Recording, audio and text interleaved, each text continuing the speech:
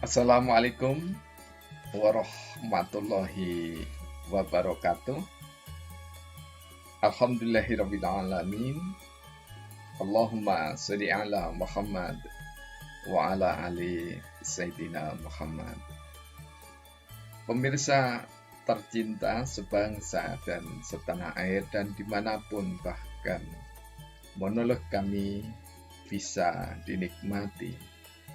Bersua kembali dalam Indarwanto Hikmatologi yang mengajak diri kita masing-masing untuk senantiasa bijak, melembut cerdaskan hati nurani untuk memahami ayat-ayat yang terbentang maupun ayat-ayat yang tertulis. Pemirsa yang dirahmati oleh Allah Subhanahu wa Ta'ala, kali ini kita mencoba untuk mengingat kembali, membaca ulang salah satu firman Allah berkaitan dengan perjalanan anak manusia Bani Adam, di mana Allah memberikan syariat kepada kita untuk kita laksanakan sesuai dengan makom dan kemampuan kita masing-masing. Allah berfirman,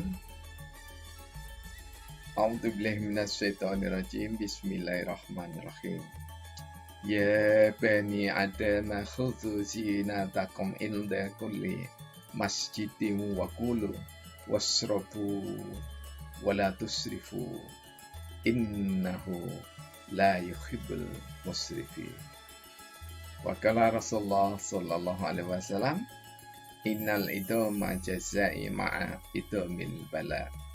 Rawahu Tirmizi wa Ibnu Majah.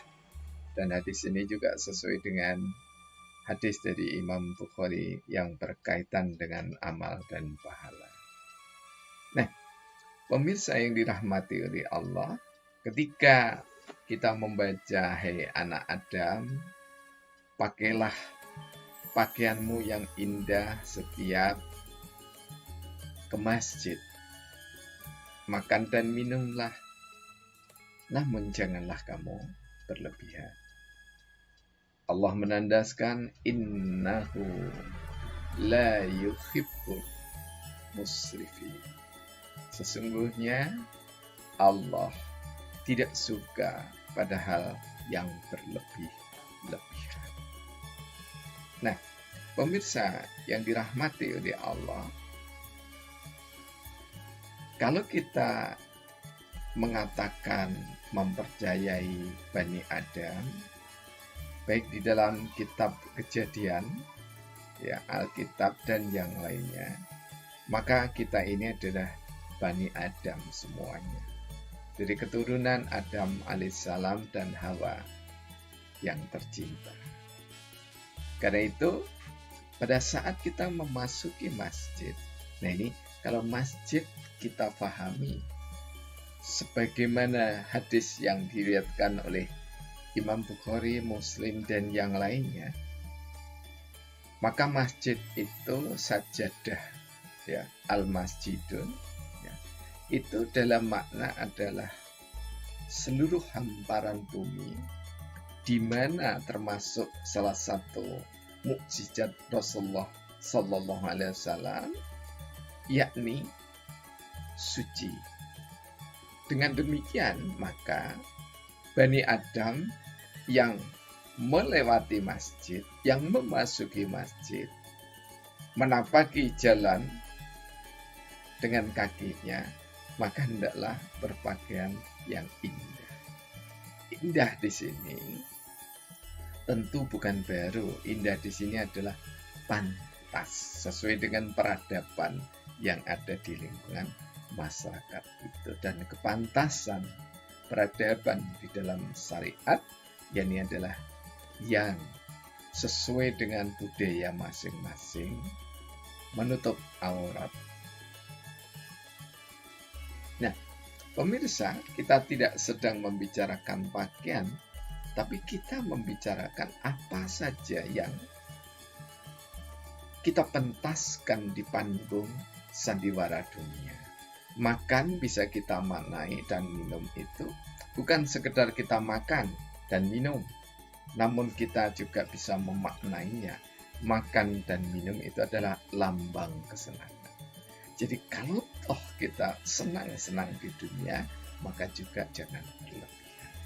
Kalau kita bersenang-senang atau mencintai mazhab tertentu dalam pemikiran fikih, termasuk di dalamnya mazhab dalam pemikiran akidah dan tasawuf, serta selanjutnya, maka tentu saja tanpa menistakan yang lain adalah keniscayaan. Nah, karena itu pemirsa yang dirahmati oleh Allah Subhanahu wa taala, ada satu klausul atau ada fatwa yang disampaikan oleh Syekh Yusuf Al-Qaradawi di dalam Hadyu Islam Fatawi Mu'asirah, bahwa beliau mengatakan mazhab fikih adalah madrasah fikriyah, lembaga pendidikan berpikir yang memiliki prinsip khusus untuk memahami syariat.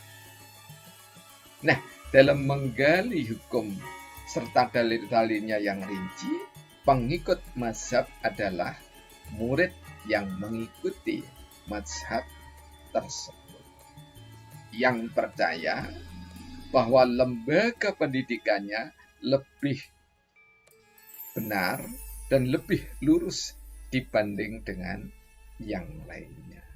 Dengan catatan tidak menganggap mazhab yang lain itu batil atau tercela.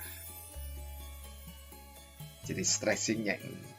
Nah, stressing ini sesuai dengan apa yang difirmankan oleh Allah. Wasrobu wala tusrifu. Ya. Innahu la yuhibbul muslimin. Jadi maaf ya. Wakulu wasrobu wala tusrifu. Jadi makan minum itu tidak berlebihan. Artinya kalau kita menyenangi mazhab tidak berlebihan. Sekaligus berlebihan itu apa? Berlebihan kita bisa memaknai sembari menistakan yang lain. Tetapi kalau ada yang memberikan makna yang berbeda dengan yang saya sampaikan, tentu kita hormati. Karena apa? Karena perbedaan itu niscaya. Nah, pemirsa yang dirahmati oleh Allah, studi ini kami kemas di dalam simpulan syair sederhana yang ke-12.309, yakni As-Sobiyah bagian 1. Kita pernah berbicara As-Sobiyah bagian yang ke-7. Nah, apa yang kami simpulkan? Yakni yang pertama, As-Sobiyah 1. As-Sobiyah dilarang oleh Rasulullah Muhammad teladan termulia. As-Sobiyah mengabaikan Al-Quran dan hadis umat manusia. As-Sobiyah bentuk fanatisme golongan berlebihan bagi manusia. Fanatisme mazhab sama sekali tidak diperintah agama. Fanatisme cenderung meninggalkan sunnah demi perkataan manusia.